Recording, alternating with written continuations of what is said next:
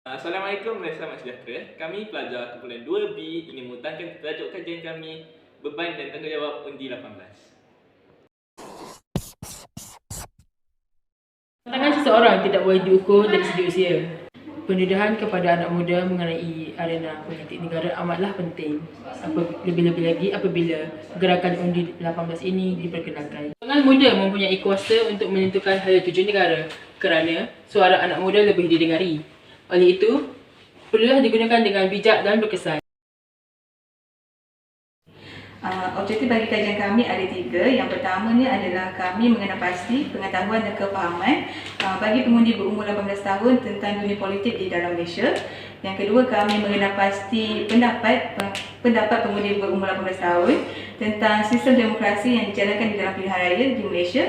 Dan yang ketiga, kami mencari solusi bagi masalah pengundi 18 tahun di Malaysia.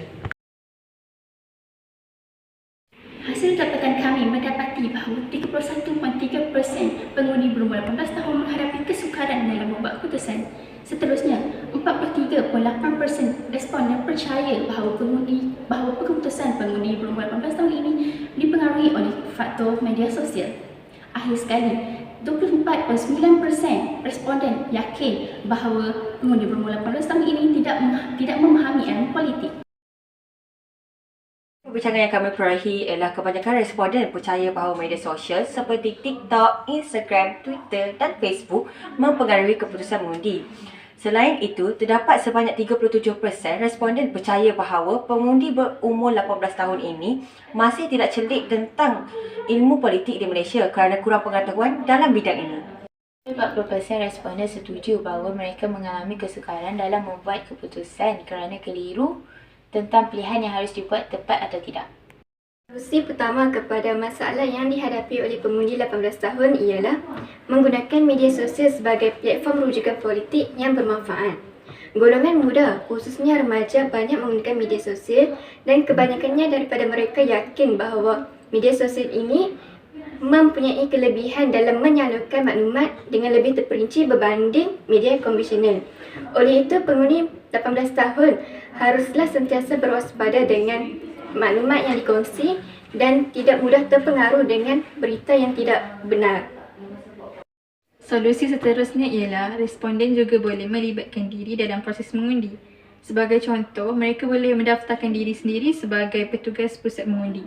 Dengan pelibatan ini, mereka akan dapat menimba lebih banyak ilmu pengetahuan dan juga dapat mengetahui lebih banyak tentang demokrasi. Seterusnya, pelibatan ini juga dapat membuatkan mereka lebih cerna tentang bidang politik. Terakhir, untuk mengatasi masalah undi 18 adalah pengundi 18 perlulah mengambil inisiatif sendiri untuk membuat penilaian, di mana mereka perlulah mengkaji dan menilai sendiri sejarah latar belakang parti politik di Malaysia. Mereka perlulah melihat ideologi dan perjuangan yang mereka tawarkan kepada rakyat Malaysia. Melalui kajian tersebut, mereka dapat melakukan perbandingan serta mendapat gambaran yang jelas mengenai setiap parti politik di Malaysia. Maka oleh itu, mereka tidak akan mengalami kesukaran untuk membuat pilihan di pilihan raya yang akan datang.